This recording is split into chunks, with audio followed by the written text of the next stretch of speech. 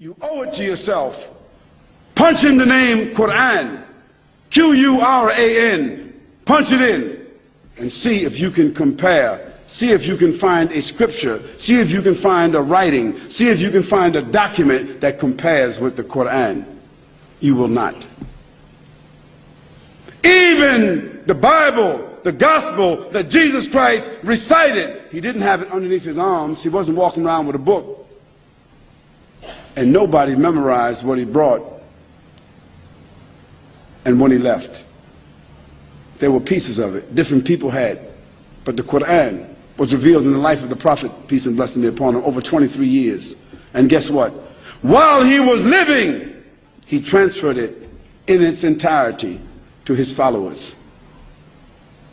And they transferred it to their children and other generations, so that here in this room and in every other gathering of Muslims, there's at least 1 or 2 or 3 or 4, maybe 10 people who have memorized the 6,626 verses of the Quran in its entirety. It has been preserved since that time.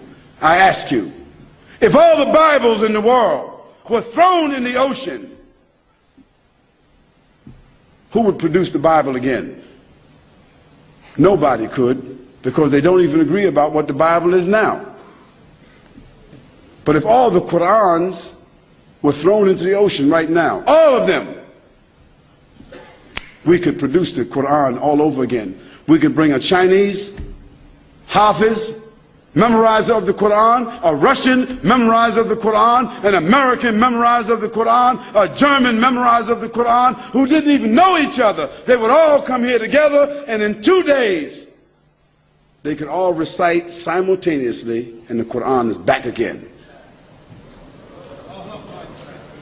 You owe it to yourself to read this powerful scripture. Don't ignore it. You cannot afford to ignore it.